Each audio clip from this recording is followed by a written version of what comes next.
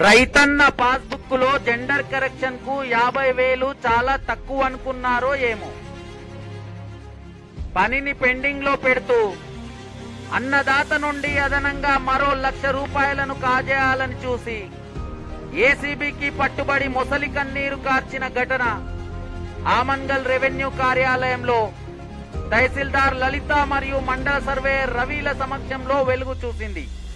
ACB అధికారి శ్రీధర్ తెలిపిన వివరాల ప్రకారం పాస్బుక్ లో జెండర్ కరెక్షన్ కై ఎంఆర్ఓ డిమాండ్ చేసిన 50,000 సమర్పించడం జరిగిందని, అయినా సరే తన పాస్బుక్ కరెక్షన్ సమస్య పరిష్కారం అవ్వలేదని, పెండింగ్ లో ఉన్న సమస్యను పూర్తి చేయాలంటే చెరో 50 చొప్పున మరో ₹1,00,000 సమర్పించుకుంటే మీ సేవ అప్లికేషన్ ద్వారా ఇష్యూను క్లోజ్ చేస్తామని ఎంఆర్ఓ లలిత సర్వేయర్ రవిలు పేర్కొనడంతో అవాక్కైన అన్నదాత 2 వారాల క్రితం ఏసీబీని ఆశ్రయించినట్లు తెలిపారు. రైతన్న ఫిర్యాదు మేరకు కేసు నమోదు చేసుకున్న ఏసీబీ అధికారులు విచారణ నిమిత్తం మంగళవారం రోజు ఆమన్గల్ రెవెన్యూ కార్యాలయంలో దాడులు నిర్వహించి లంచం డిమాండ్ నిర్ధారణ కావడంతో వారిని అదుపులోకి తీసుకున్నట్లు తెలిపారు. మండల కేంద్రంలో మరిన్ని ఫిర్యాదుల ఆధారంగా లోతుగా దర్యాప్తు చేసి పూర్తి విచారణ అనంతరం రిమాండ్ కు తరలించనున్నట్లు పేర్కొన్నారు.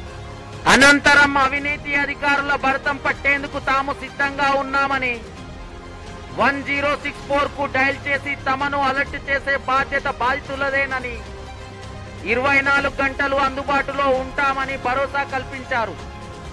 ఇదే క్రమంలో గత నెల రోజులుగా రాష్ట్ర వ్యాప్తంగా పలు చోట్ల పెచ్చుమీరుతున్న అవినీతి అధికారులను రెడ్ హ్యాండెడ్ గా పట్టుకుంటూ అవినీతి నిరోధక శాఖ అధికారులు జరుపుతున్న దాడులు వివిధ ప్రభుత్వ శాఖల్లో వణుకు పుట్టిస్తున్నాయి. చూడాలి మరి ఆమన్గల్ రెవెన్యూ అధికారుల అవినీతి భాగోతంలో దురాశ దుఃఖానికి చేటు అనే నానుడిని నిజం చేస్తూ అధికారుల తీరుతో విసిగిపోయిన రైతన్న సంధించిన అస్త్రం వివిధ ప్రభుత్వ శాఖల్లో పనిచేస్తున్న వారికి ఎలాంటి పాఠం నేర్పుతుంది, ఎంతటి మార్పునకు బీజాలు వేస్తుంది? Wait and watch. చూస్తూనే ఉండండి సీమై టీవీ.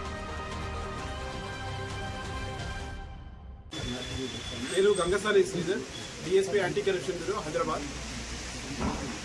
మాకు ఒక 2 వారాల కింద ఒక కంప్లైంట్ వచ్చేది.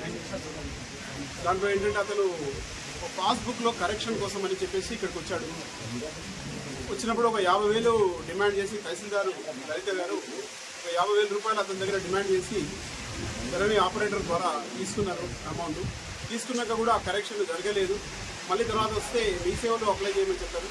మీ సేవ ఇక్కడ సర్వర్ డౌన్ ఉన్నదని చెప్తే సరే మేమే అప్లై చేసి దాన్ని కరెక్షన్ చేస్తామని చెప్పారు. కానీ దానికి ఆ రోజు సర్వేయర్ కూడా ఇక్కడ ఉండే. సర్వేయర్ తర్వాత తహసీల్దార్ ఇద్దరు కలిసి ఇద్దరికి కూడా 50,000 ₹1,00,000 ఇంకా ఫర్దర్గా ఇవ్వాలని డిమాండ్ చేశారు. అప్పటికే ఆల్రెడీ 50,000 ఇచ్చిన అతను మళ్ళీ ఇవ్వలేదని చెప్పేసి మా దగ్గరికి వచ్చి కంప్లైంట్ చేశాడు. అది కేసు రిజిస్టర్ చేసి మేము ఈరోజు వీళ్ళిద్దరిని కస్టడీలోకి తీసుకున్నాము, విచారిస్తున్నాము. అఫీషియల్ ఫేవర్ ఎక్కడ పెండింగ్ ఉందని చెప్పేసి ఆ తర్వాత ఈరోజు అరెస్ట్ చేసి ప్రొడ్యూస్ చేస్తాము. అంటే మేల్ ఫీమేల్ కరెక్షన్, మేల్ దగ్గర female gender correction. Amount 50,000 already తీసుకున్నారు. ఇంకొక ₹1,00,000 డిమాండ్ చేశారు. చిన్న మనవి ప్రజలందరికీ మనవి ఏంటంటే ఎవరైనా ఎక్కడైనా ఏ అధికారి కానీ మీకు అవినీతి అంటే ఎక్కడ లంచము డబ్బులు ఎక్కడైనా డిమాండ్ చేస్తే ఇమీడియట్లీ మీరు ఉన్న దగ్గర నుంచి 1064 డయల్ చేయొచ్చు.